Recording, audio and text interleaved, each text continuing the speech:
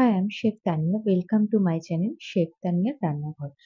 আজ আমি বানাবো চিকেন পোলাও। বাসন্তী পোলাও আর মাংস কিন্তু আমাদের সবারই ভীষণই একটা প্রিয় কম্বিনেশন। তো আজকে বানাবো সেই বাসন্তী পোলাওয়ের মতো করেই চিকেন পোলাও। তার জন্য আমি এখানে 300 গ্রাম গোবিন্দভোগ চাল নিয়ে নিয়েছি। চালটা ভালো করে ধুয়ে নেব। নিয়ে চালটা আমি একটা স্ট্রেনারের মধ্যে দিয়ে দেবো। দিয়ে চালের পুরো জলটা ঝরিয়ে নেব। চালটা আমি 30 মিনিটস মতন স্ট্রেনারের মধ্যেই রেখে দেবো জল ঝরার জন্য। এবার আমি একটা বোলের মধ্যে চিকেন নিয়ে নিয়েছি, 300 গ্রাম চিকেন নিয়েছি। চিকেনটার মধ্যে আমি 1 টিস্পুন ভিনিগার দিয়ে দেবো, 1 টিস্পুন কাশ্মীরি চিলি পাউডার দেবো আর 1 টেবিল স্পুন আমি টক দই দেবো। দিয়ে ভালো করে মিক্স করে নিয়ে চিকেনটা আমি আধ ঘন্টার জন্য ম্যারিনেট হতে দেবো। এখানে আমি পেঁয়াজটা স্লাইস করে কেটে নেব। পেঁয়াজটা এখানে আমি স্লাইস করে কেটে নিয়েছি। এরপর আমি আদা রসুনটা পেস্ট করে নেব। কড়াইতে আমি তেল দিয়ে দিয়েছি। এরপর আমি যে পেঁয়াজটা কেটেছিলাম তার মধ্যে কিছুটা পরিমাণ পেঁয়াজ দিয়ে দেব। দিয়ে পেঁয়াজটা আমি ভালো করে ভেজে নেব। ভেজে আমি তুলে রাখবো, পরে ইউজ করবো এই পেঁয়াজটা। এবার পেঁয়াজ ভাজা যে তেলটা আছে তার মধ্যে আমি কিছুটা ঘি দিয়ে দেব। দিয়ে বাকি যে পেঁয়াজটা আছে সেই পেঁয়াজগুলো দিয়ে দেব। দিয়ে পেঁয়াজটা ভেজে নেব। ভিডিওটা যদি কোথাও ভালো লেগে থাকে তাহলে অবশ্যই একটা like, comment, share and subscribe করে দেবেন।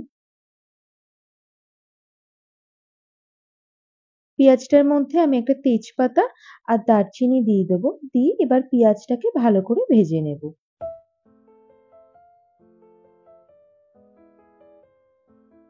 পেঁয়াজটা মোটামুটি ভালো করেই ভাজা হয়ে গেছে। এরপর যে আদা রসুনের পেস্টটা করেছিলাম সেই আদা রসুনের পেস্টটা এবার দিয়ে দেব। আদা রসুনটা দেওয়ার পর ভালো করে ফ্রাই করে নেব যাতে কাঁচা গন্ধটা চলে যায়। এরপর আমি টমেটো দিয়ে দেব। টমেটোটা এখানে আমি ছোট ছোট টুকরো করে কেটে নিয়েছি। টমেটোটা দেওয়ার পর একে একে গুঁড়ো মশলাগুলো দিয়ে দেবো। এখানে আমি 2 টিস্পুন নুন দিয়েছি আর 1 1/2 টিস্পুন আমি হলুদ গুঁড়ো দিয়েছি। এরপর আমি 2 টিস্পুন ভাজা মশলা দিয়ে দেবো। এরপর আমি গুঁড়ো লঙ্কা দিয়ে দেবো। লঙ্কাটা অবশ্যই আপনারা আপনাদের টেস্ট অনুযায়ী দেবেন, যতটা ঝাল খেতে আপনারা পছন্দ করেন।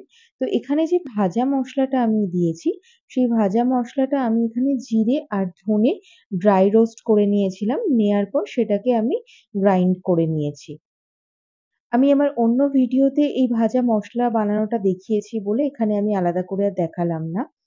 তো মসলাটা আমার রেডি হয়ে গেছে। এবার যে চিকেনটা আমি ম্যারিনেট করে রেখেছিলাম, সেই চিকেনটা আমি দিয়ে দেব। তো চিকেনটা দেওয়ার পর আমি 5 মিনিট হাই ফ্লেমে এটাকে রান্না করব। এই 5 মিনিট যখন হাই ফ্লেমে থাকবে তখন কিন্তু কন্টিনিউ নাড়তে থাকবেন। 5 মিনিট পর ঢাকনাটা ঢাকা দেব, দিয়ে গ্যাসের ফ্লেমটা লো হিটে করে দেব। আমি কিন্তু এই সময় কোনো জল ইউজ করব না। তো চিকেনটা যখন 80% কুক হয়ে যাবে প্রথমেই যে চালটা আমি জল ঝরাতে দিয়ে রেখেছিলাম সেই চালটা এবার দিয়ে দেব। চালটা দেওয়ার পর আমি 2 মিনিট মসলার সাথে ভালো করে ফ্রাই করে নেব।